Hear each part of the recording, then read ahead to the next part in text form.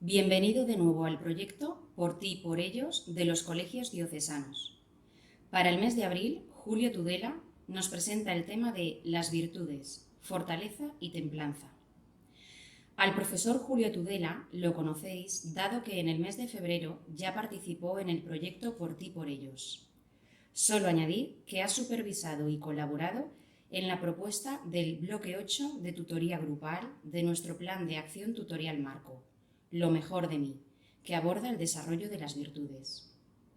La fortaleza y la templanza son signo de que Dios habita en nosotros y sorprende a quienes nos rodean.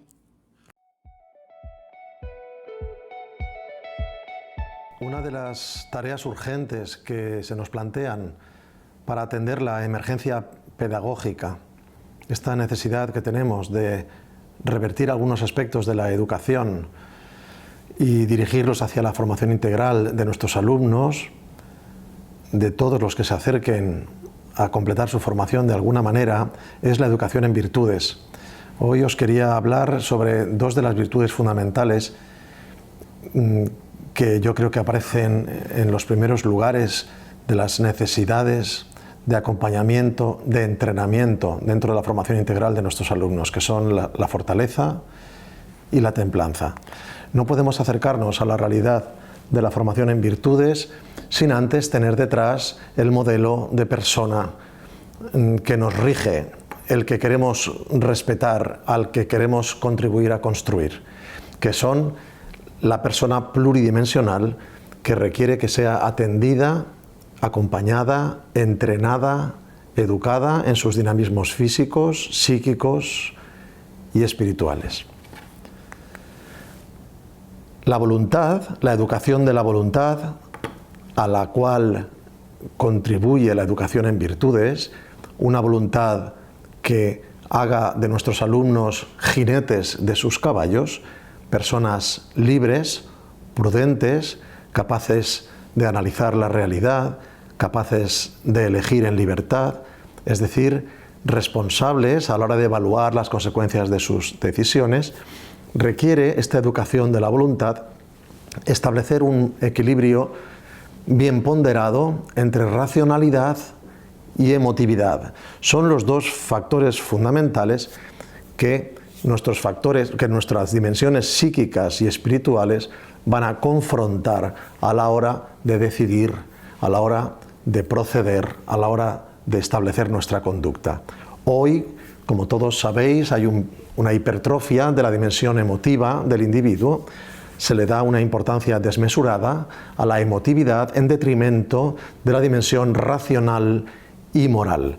La dimensión emotiva, la dimensión psíquica que afecta a las emociones, es muy importante, es integrante de la personalidad humana, pero no es más que un factor informante, complementario, orientador de la decisión, orientador de la elección, pero nunca la emotividad debe constituirse como guía, como centro o como núcleo de la decisión, nunca, sino que es la dimensión espiritual, donde radica la dimensión moral, fruto de la racionalidad también, la que debe ponderar, moderar, filtrar y censurar la información emocional.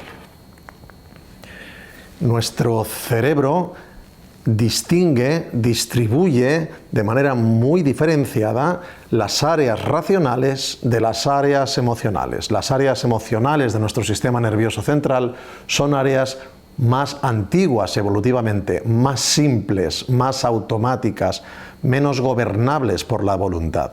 Sin embargo, las áreas racionales, situadas fundamentalmente en el córtex prefrontal, la parte delantera de nuestra corteza cerebral, es donde reside nuestra capacidad de deliberación, de comparación, de elección y de ejecución. Estas áreas inteligentes de nuestro cerebro, situadas en la parte delantera de nuestra corteza, son informadas por nuestro cerebro antiguo más primitivo, que es el cerebro emocional, que produce emociones de una manera bastante automática como respuesta al ingreso de los estímulos. Establecer este equilibrio entre la información emocional y el procedimiento racional que hace que la persona pueda elegir, valorar, sopesar, tomar o descartar, es fruto de la educación. Es algo que hay que entrenar.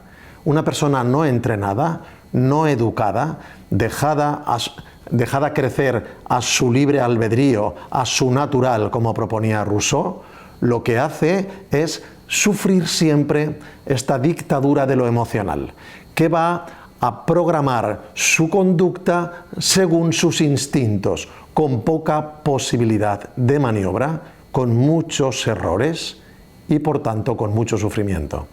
A esto es a lo que hemos de contribuir con la educación para evitar. En esta diapositiva que veis aquí, veis la zona fundamental de nuestro cerebro emocional responsable de la producción de recompensas. Las recompensas son muy importantes porque las recompensas, es decir, esta producción de emociones agradables, placenteras de nuestro cerebro, están detrás de todo proceso de motivación. Hay que saberlas manejar, son importantes, pero nunca pueden tomar las riendas de nuestro caballo. Cuando la conducta humana se guía exclusivamente por la búsqueda de recompensas, tenemos una distorsión de este equilibrio pluridimensional del que hemos hablado antes. Educar la dimensión espiritual, la dimensión que nos hace libres, conduce hacia la consecución de sentido, no solo de placer. Esta diapositiva anterior mostraba los núcleos de placer. El placer no es más que una orientación, un cebo, un reclamo que guía de alguna manera las atracciones, la voluntad. Solamente las orienta, pero no las decide. Es el sentido, el por qué, el para qué, lo que debe guiar la conducta humana. Y esto es lo que hemos de contribuir a educar. Además, esta dimensión espiritual forma el criterio moral. Discierne el bien del mal, lo que me construye de lo que me destruye, lo que me libera de lo que me esclaviza, lo que me hace crecer de lo que me atrofia. Ordena la dimensión espiritual, la dimensión física, lo físico, lo tangible, y la dimensión psíquica, lo emocional, hacia esta consecución de sentido. Toda la persona, todas sus dimensiones orientadas hacia un fin de sentido, que nunca es, en ningún caso, la consecución del placer. Además, trabajar la dimensión espiritual, es decir, contribuir al crecimiento de las virtudes, enseña a sufrir, a levantarse y a demorar la recompensa, a esperar.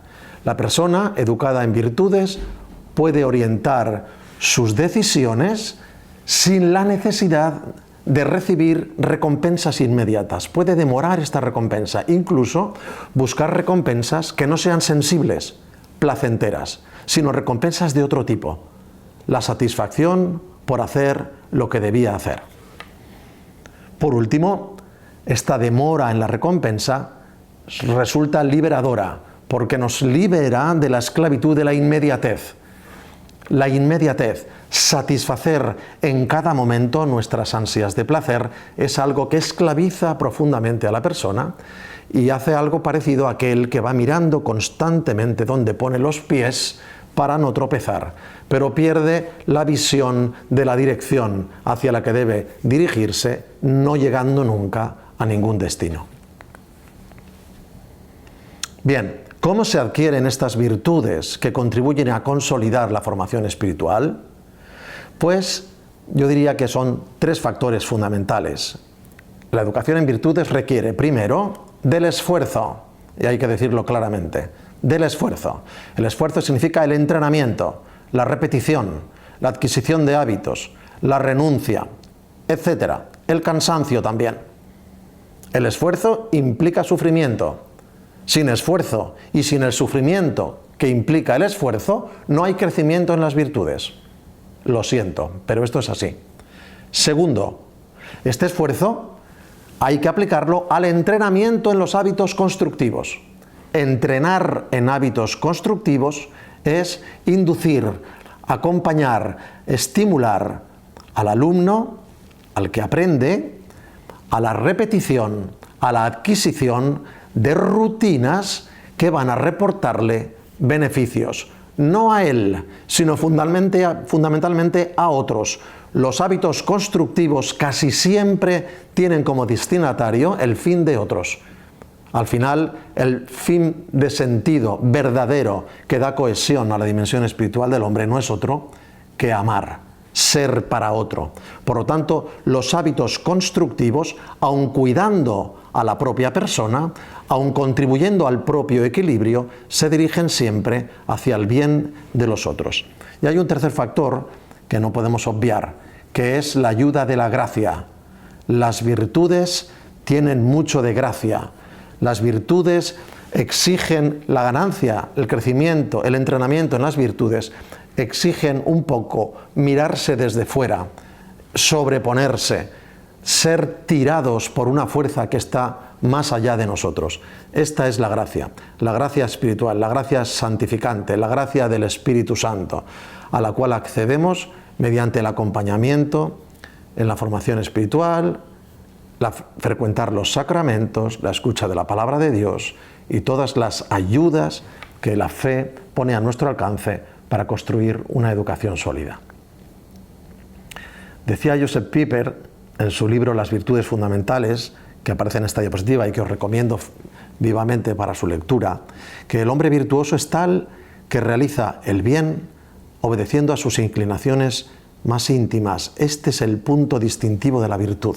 No estamos hablando de un moralismo impuesto, de un fastidiarse para obrar de determinada manera, sino que el hombre virtuoso hace aquello que le nace espontáneamente.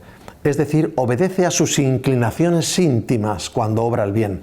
Este es el hombre virtuoso. Lo otro no es una virtud.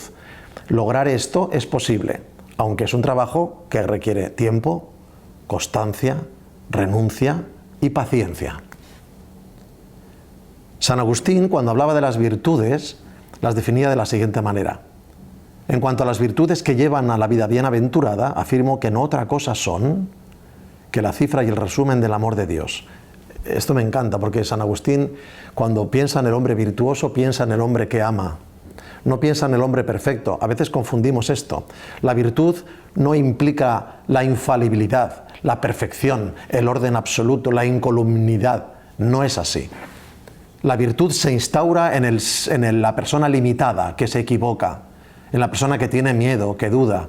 No es incompatible. La virtud no tiene que ver con la infalibilidad, sino con el amor. Hemos de cambiar a veces el tiro. Ponemos a veces demasiado interés en nuestra idea de perfección, y esta no es la idea de perfección que acompaña al hombre virtuoso. El hombre virtuoso, dice San Agustín, es el hombre que ama.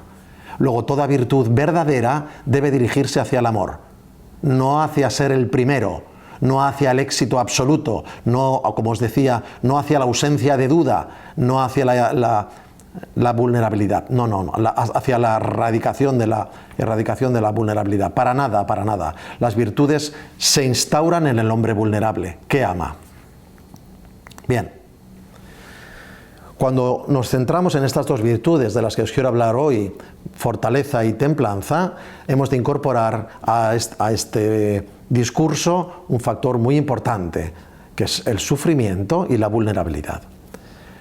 Sufrimos porque somos vulnerables, sufrimos porque no conseguimos nuestras metas y proyectos, y aparece una necesidad. Aceptamos nuestras caídas, aceptamos nuestros sufrimientos, incorporamos el fracaso como un ingrediente indispensable en nuestra trayectoria. Cuando elaboramos nuestro plan de vida, ¿hemos contado con el fracaso? ¿O es algo que nos sorprende siempre porque nunca lo hemos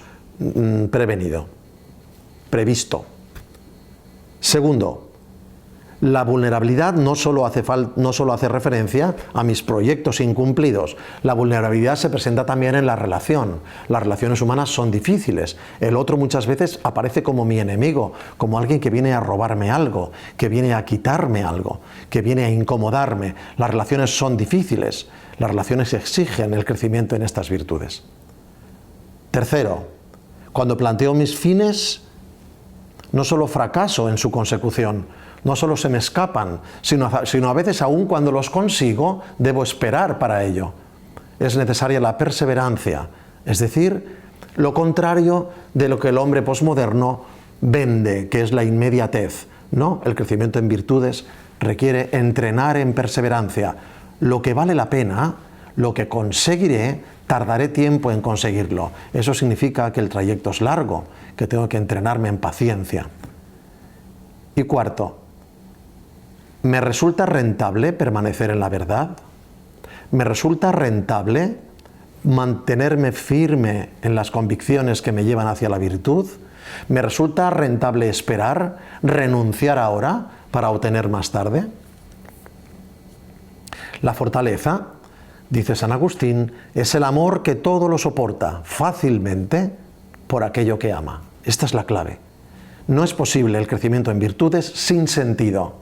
No estamos fabricando hombres fuertes, no estamos fabricando personas duras, ni siquiera diría, con esta palabra de moda, resilientes. No, estamos fabricando, estamos contribuyendo a hacer crecer seres humanos que aman. Y es el tirón del amor lo que nos concede nos concede soportar fácilmente la adversidad. ¿Por qué? Por aquello que amamos. ¿Cuál es el amor último? El amor origen de todos los amores es el amor de Dios. Esto no hay que perderlo de vista. Por Dios, el hombre todo lo soporta ligeramente, decía San Agustín. ¿Cómo educamos en fortaleza? La educación en fortaleza confiere capacidad para sufrir. Exige educar en el sentido, ya lo hemos comentado. Y tiene que estar acompañada la educación en fortaleza por el entrenamiento en hábitos. Hábitos simples, lavarse los dientes, esperar, comer con otros, respetar a los otros, cumplir los horarios, mantener la higiene, etc. A veces empezamos con hábitos sencillos que tienen que ir perfeccionándose con el entrenamiento. ¿Qué propuestas formulamos para crecer en fortaleza? Primera, aceptar nuestra limitación. Sin esto no comenzamos el camino. Aceptarla por no verme condenado. No sentirme condenado por mis limitaciones, por mis errores, por mi vulnerabilidad. Aceptar que soy vulnerable. Esta vulnerabilidad no es un impedimento como muchos piensan para el crecimiento en virtudes. Al contrario, la vulnerabilidad, reconocer y aceptar mi vulnerabilidad, me acerca a la vulnerabilidad del otro. Puedo amar mejor si me conozco vulnerable cuando me encuentro con el vulnerable. Segundo, las caídas no son el final. Debemos levantarnos. Por lo tanto, el perdón, el quitar la culpa en la educación es fundamental. Tercero, el sufrimiento puede ayudarme. No es una desgracia a evitar. El sufrimiento me forja como el hierro. Me hace duro, da sentido a mi existencia. Y cuarto, elegir es difícil. A veces las elecciones más fáciles no son las mejores. A veces las mejores elecciones comportan renuncia. ¿Puedo controlar mis impulsos? ¿Puedo dosificar la gratificación y el placer? ¿Puedo seleccionar el estímulo no dejándome caer hacia la vertiente placentera? ¿Podemos educar en austeridad? ¿Podemos educar a la persona liberándose de necesidades absurdas? Bien, y por último, una pincelada sobre la templanza. Esta moderación que exige la templanza, San Agustín la define de la siguiente manera. El amor siempre que se mantiene incólume para su objeto. Amor incólume para su objeto. ¿Cuál es el objeto? Incólume para Dios. Incólume. ¿Cómo se educa en templanza? Templanza. Primero, conocer mi dimensión emocional, su relación con mi capacidad racional, aprender, entrenarme en el control de mis impulsos emocionales. Esto se hace, una herramienta muy útil para esto es entrenar en la demora de la recompensa, en trabajar por fines de sentido y no por fines de satisfacción placentera. Educar en templanza libra del hedonismo, libra de la superficialidad, permite anteponer el sentido al placer, pero se construye como antes, educando en hábitos, entrenando. ¿Cómo se crece en templanza? Entrenar en demorar la recompensa, elegir lo bueno, no solo lo agradable, Vigilar quién entra en mi casa, qué veo, qué escucho, quién sale, qué digo, qué hago. Es muy importante. Cuarto, la gracia. Última cosa. No se puede crecer en virtudes sin la ayuda de la gracia. La verdad, la belleza y el amor, espejo de toda virtud, es Cristo. Cristo es la imagen de la virtud, que en su cruz no tiene una apariencia agradable ni atractiva, sin embargo entraña el amor. Bien, acercar a los niños, a nuestros alumnos a Cristo, es orientarlos al sentido, es sanarlos, es acercarlos a la belleza, porque amar es lo que está más cerca de la verdad. Por último, me gustaría leeros este pasaje del Evangelio de San Lucas, para recordaros que la vulnerabilidad es una pasta con la que hemos de construir. No despreciar, sino es la pasta con la que hemos de construir nuestra propia vulnerabilidad y la vulnerabilidad de nuestros alumnos. Y acercándose vendó sus heridas, echando en ellas aceite y vino, y montándole sobre su propia cabalgadura, le llevó a una posada y cuidó de él. Al día siguiente, sacando 2 denarios, se los dio al posadero y le dijo: cuida de él, y si gastas algo más, te lo pagaré cuando vuelva. Esto es el amor que nos sana y es el amor que sana a nuestros alumnos. Gracias.